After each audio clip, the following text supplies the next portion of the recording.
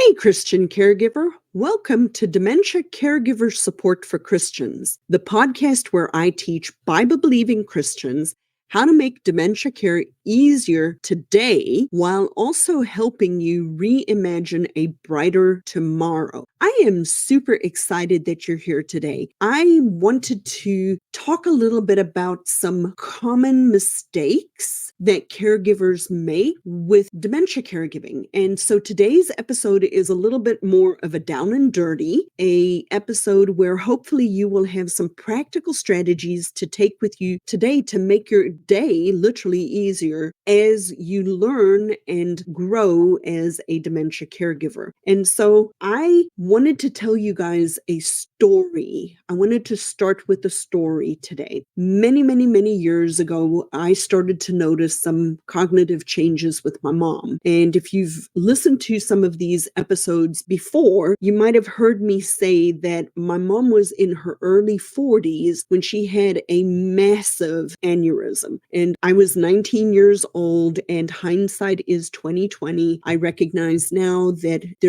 my mom should not have survived the aneurysm, but she did, and she recovered very well. However, as she was aging after this massive aneurysm, she has had some other strokes over the years. And around 2012, my mom was diagnosed with what they called a transient ischemic attack, or a TIA, or another word for it is a mini stroke. But what happened after that particular episode was when my mom's short-term memory really was impacted.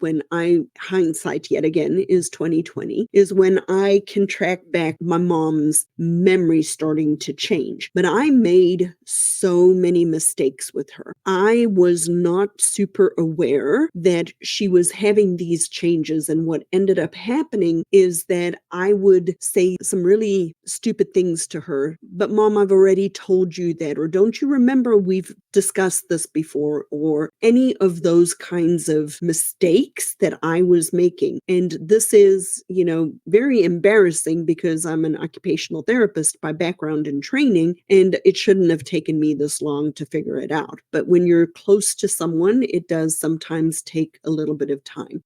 But what this resulted in for my mom was a lot of anxiety, a lot of fear, a lot of embarrassment, a lot of negative emotions that my mom experienced because I was making the mistake of saying some of these things to her. And so I want to now tell you a follow-up story, which is when my dad started to have some of these changes. Well, thankfully, learning is something that most of us can do, and I learned from the mistakes with my mom. And so when my dad started having some of the signs and symptoms of having some memory problems, I did not make the same errors. And what has been fascinating is my father has no anxiety. My father has no fear or negative emotions related to the fact that he doesn't remember things. And so I really reflected on that over the years, that our initial responses, our initial way of speaking to and helping somebody who is having true memory changes can significantly impact or change the outcome of what it is that we see. So what we're going to talk about today are 5 mistakes to never make as a caregiver when helping somebody living with dementia. So the first mistake we tend to make is that we argue with the person living with dementia. So the first thing is never argue, always redirect. When a person living with cognitive changes is changing, the reality is there are physical, actual changes to both the chemistry as well as the physical connections in the person's brain. There is an actual physical change in their brain. The challenge with that is because it's not a overt or visible impairment, for example, somebody has an amputation, we can see that they do not have a leg. It is visible to us on the outside. It is easier for us to remember ourselves and to accommodate for the fact that that person is an amputee. Well, a person whose brain is changing has a physical thing going on the inside. The challenge for us as the people who are around them is it is not visible to us that there are actual physical brain changes occurring, which means we're constantly a step behind. Because the person has these actual physical changes in their brain, one of the things that you need to know or consider is that reasoning with them is not an efficient strategy. And the way it comes out that we are reasoning with a person living with cognitive loss is that we tend to argue with them. What are some concrete examples of that? I want to go home. Well, Mom, you are at home. No, I'm not home. I don't live here. Yes, Mom, you've lived here for 50 years. This is your home. I'm telling you, I don't live here. This is not my home. And so what happens when we start to argue with that person, and I really want you to go back to the episode earlier this week, which was how to prepare for dementia care, which is episode 187, and listen to that particular episode, because one of the things that I bring out in that episode is that the foundation of our caregiving as a dementia caregiver is the relationship that we have with that person. When we argue with that person, we are breaking that relationship with them. And what ends up happening over time is that we are unable to recoup that, because later on, the thing that that person is going to remember is not what you said, it's not what you did, it is how you made them feel. So when we're arguing with somebody, we're breaking that relationship, and later on, when we get to the point where we really need to be able to connect on the emotional level with them, we've destroyed that relationship and we have a problem. So never argue with a person who has an active brain change, and always work on redirecting the person off of whatever it is. So back to the example I was using, I want to go home. Mom, you are at home. Okay, so we're not going to argue. I want to go home. All right, Lizette, tell me more about home. Tell me more about home. Who's at home? And get the person that you are helping to talk to you, because home for them could be a variety of different things depending on where they believe they are at that moment in their life. For them, they could be a 12-year-old child that's supposed to be home with their parent or their sibling. For them, home could be a specific geographic location, or home could be a feeling. So by getting the person to tell you what they mean by asking questions is a way for you to get information. So the first thing, never ever argue, always redirect, and then ask leading questions to try to get the person to tell you a little bit more about what it is that they mean. And fill in the gaps. If they cannot tell you what those words are, then you just go ahead and you fill in the gap and try to get them to try to connect with them on an emotional level. The second mistake that you should never, ever, ever make as a caregiver, because this is something that I did, it's the example that I used at the beginning of this episode where I said, never say, don't you remember? This was the biggest mistake I made early on with my mom. I frequently said to her, Mom, don't you remember we talked about that? Well, what it created for her was frustration, anxiety, embarrassment, all these negative emotions, which totally distracted our relationship from one another and caused my mom a lot of frustration and a lot of anger and a lot of fear. And so I really want you to concentrate on the fact that we don't need to remind people that they're not remembering.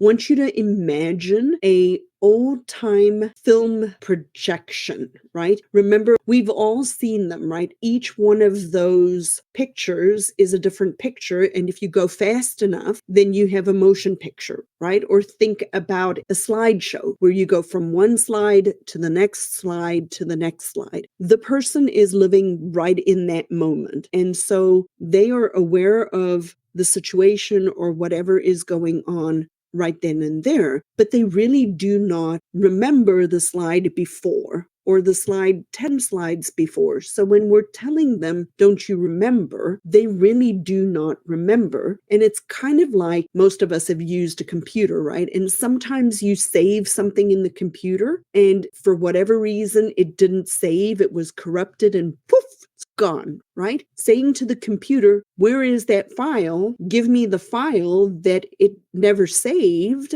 is not going to be effective because it's not going to be able to retrieve out of there. So never say to somebody, don't you remember? Just go with the flow. Every single time they say to you things like, where is the whatever, right? You cheerfully answer them. What day is it today? Oh, today is Friday, October the 18th, as I'm recording this. Cheerfully answer the question like it was the first time. And it is something that if you cultivate the habit of doing this and just letting it go and saying, but they don't remember, so trying to get them to remember is not an efficient strategy. It means that it'll take a lot of the stress off of you.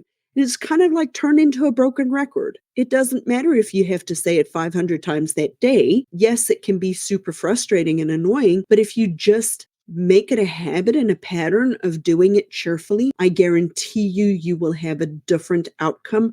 The person will not experience anxiety related to the fact that they cannot remember something. So that's the second caregiver mistake we frequently make. The third caregiver mistake we frequently make is never correct, validate them instead. And it's similar and goes hand in hand related to arguing with the person with dementia or trying to reason with the person with dementia. But when you never correct them and you just validate what it is that you see, it goes a long way towards decreasing that person's anxiety because they will feel confused. They will feel ashamed. Are you a Christian dementia caregiver feeling overwhelmed? Sign up for your personalized dementia care audit with me. With over 30 years of experience, I'll provide you tailored strategies and support, but from a Christian perspective. We only have one slot available per month. Gain peace of mind and confidence. Schedule your personal dementia care audit today. So if somebody says something that is not true, like I said, don't correct them. It's kind of like don't argue, just validate what they said. For example, if somebody asks, where is my husband who has passed away? You can say to them something along the lines of, well, where do you think that they are, right? I don't want to train myself to actually lie. It's called therapeutic lying. And I have a great episode, and we recently just re-released it, talking about breaking the cycle of therapeutic lying using a new caregiving method, which is what I call therapeutic truth-telling. It's episode 180, so go check it out because I really, as a Christian, made this mistake early on, and I would use therapeutic lying, and I've been convicted that that is wrong. And so use validation. Try to meet the person where they are, validate their emotions. If they are frustrated, say, it looks like you're frustrated. I'm sorry you're frustrated. Acknowledge the fact that they are frustrated. Something else that is a helpful strategy is we frequently tell a person living with dementia no, right? I want you to try to train yourself to say yes. So a way of reminding them or doing it is thinking through a way of doing this is if a person says, well, today is Monday and it's Friday, you can just say yes. How about we do something else, right? So just try to train yourself to use the response yes instead of just always telling the person no. It's super frustrating to everybody. Most people do not like to be told no. Normal people don't like to be told no. So the more we tell somebody who is living with dementia no, the more we are continuing to precipitate this particular negative cycle of frustration and anxiety and difficulty. The fourth mistake that we never should make with a person living with dementia, or a caregiver mistake that we frequently make, is we should never force the person, but we should offer them limited choices. Right? And I really mean limited choices. A good example that I use with my clients frequently is that a person living with dementia, I want you to imagine going to a restaurant where you have 45 choices of things that you like to eat, that are available to eat. And when our brain is changing, having those many different options, those many different choices, can get overwhelming for the person. So when we are helping somebody, never force them, but give them limited choices. Instead of 45 items to choose from on the menu, you know that there are 2 choices available. I'll use this as an example. I had a client I was working with once who would ask her parents what they would like for breakfast. And I actually asked her, I said, if they asked you for bacon and eggs and pancakes, etc., is that something that you can or are willing to make for them right now? And she's like, no. I'm like, then you don't ask, what do you want to have for breakfast? Because that's open-ended. It means I can ask for anything. You give the person 2 choices. You give them the choice between, do you want this or do you want that? And the choices are things that you are willing and able to do. So when you force somebody to do something, it makes them frustrated. Think about yourself. When you are forced to do something, it can be super, super frustrating to you. And so offer the person simple solutions, simple choices that they can make with the outcome that you want them to get to. So if you need the person to take a shower and they're not wanting to take a shower, you give them 2 limited choices. Would you like to take your shower after breakfast or before lunch? And you give them just those 2 choices instead of unlimited choices, and don't force them into participating in an activity that they are not at that moment willing or able to participate in. Remember that we want to preserve the relationship and not just do the task. Another episode that you can go listen to is episode 176, where we have a whole episode looking at what it really means to be in control versus in charge. And so it's very important to be in charge and not in control, because it will make your dementia caregiving journey easier. We do not want to control. We want to not control the person, because anybody who is controlled is automatically going to respond to that. And then the last mistake we never want caregivers to make is never ignore your self-care. Make time for rest. I really want you to hear this and sit with this for a second, because we serve a God of order and we serve a God of creation. And God created in 6 days and he rested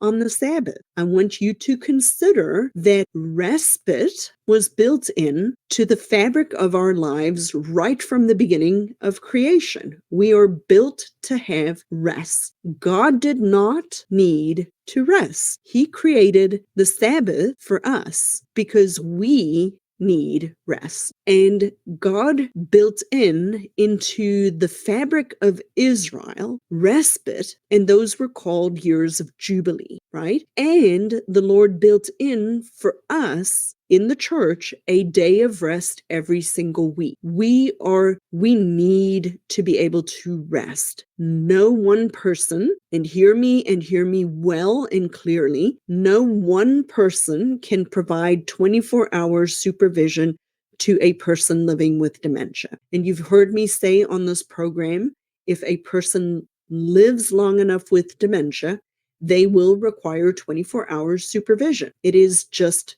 going to happen if they live long enough. Yes, I know you're saying, but not all people need 24-hour care when they have dementia. Some people pass away before they get to that point. Kind of like thinking about an airplane flying and then having something happen and there's a crash, right? The airplane falls out of the sky. That is a person who is living their life and has dementia, who has a medical condition that occurs, that's a stroke or a heart attack or a stroke or cancer or something else, that they are navigating this journey, but before they get to the end stages of dementia, that they actually pass away. What I want you to hear clearly is if you live long enough with dementia, you will need 24-hour supervision. And so you, as a primary care person of somebody living with dementia, need to know and recognize no one person, never